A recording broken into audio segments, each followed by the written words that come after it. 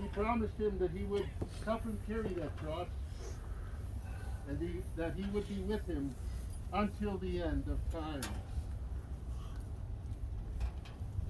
He now lays his cross down because he is now with the Lord. But he asks all of his family and friends to take up your cross and to follow him. He will help you carry this cross, and he will be with you until the end of time.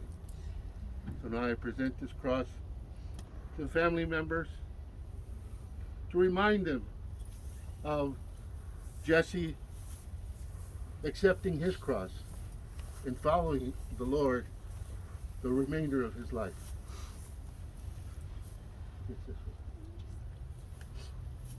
Take up your cross and follow him. Take up your cross and follow him. Take up your cross and follow him. Take up your cross and follow him. Yes, this one. Take up your cross. Yes. There he is. Take up your cross. Follow him. And take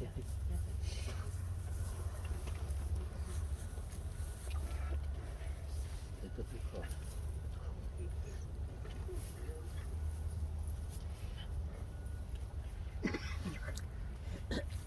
Brothers and sisters, this concludes our Christian service. But before we conclude, let us have our brother, the Reverend, where are you? David England, say a few words on behalf of the family.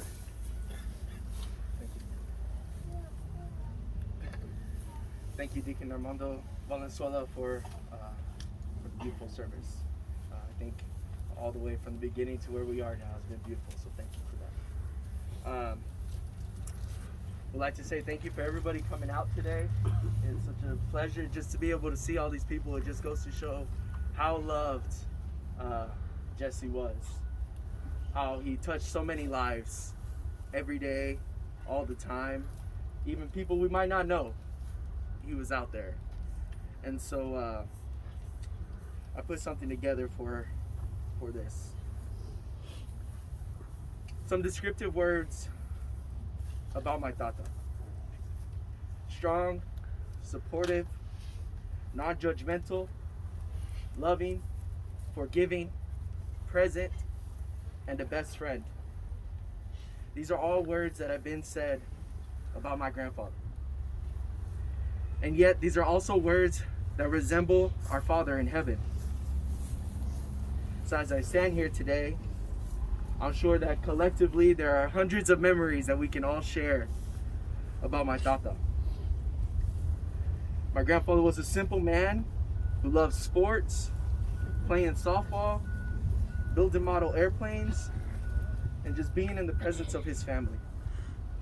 You could catch him on any given Sunday cheering on his team, the Dallas Cowboys. I'm gonna let you guys get away with that today.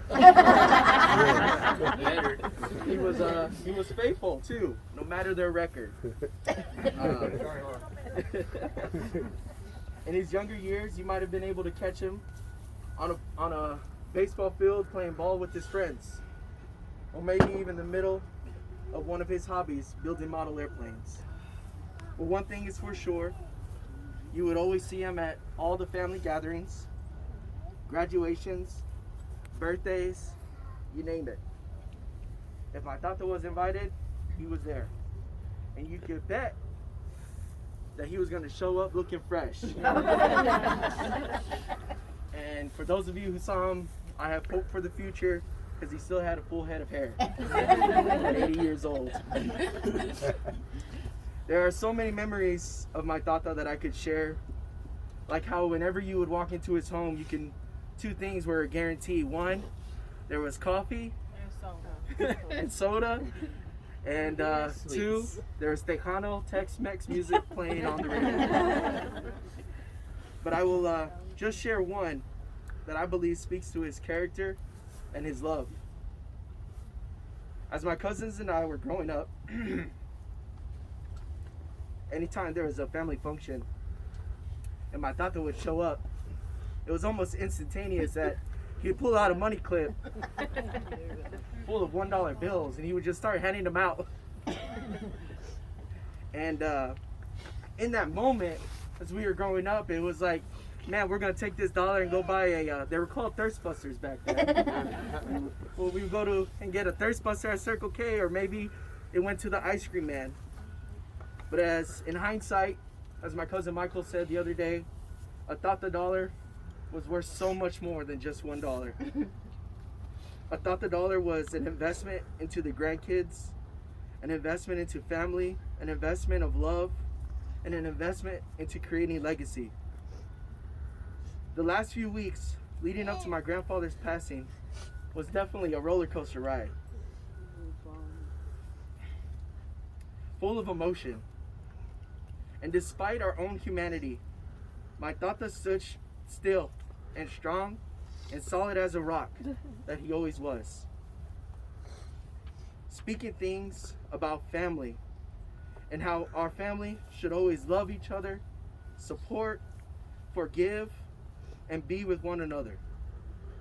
And despite his physical condition, he was still asking all about his kids, his grandkids, the great-grandkids, the Cowboys game, and his newly developed love, a dog named Paris.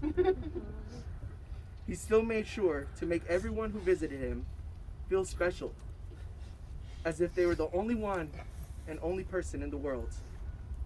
He had that gift. My cousin Stephanie and I were there, and we went to visit him. And he told her to save him a dance. And how proud of her that he was, and the new baby and new life that she would be bringing into the world. And he said, it might be a while, but we'll dance again. And so with that,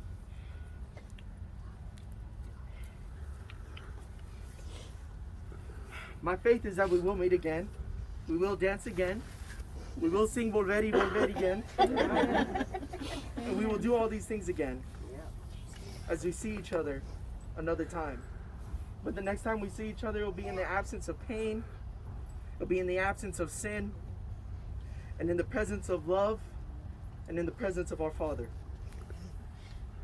My Bible tells me to be absent from the body is to be present with the Lord. And it tells me that the moment we leave this earth is the moment that our purpose is fulfilled. Our time is simply a wisp in the air compared to the eternity we spend with the Lord. So in conclusion, Dr. Jesse, we thank you for being a father, a brother, a cousin, a friend. An uncle. We thank you for an uncle. We thank you for being, for your service here on earth.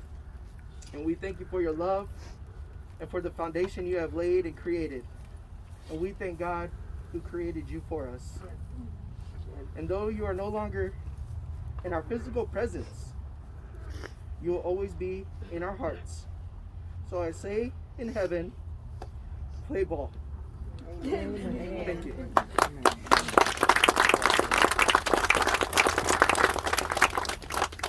Well said.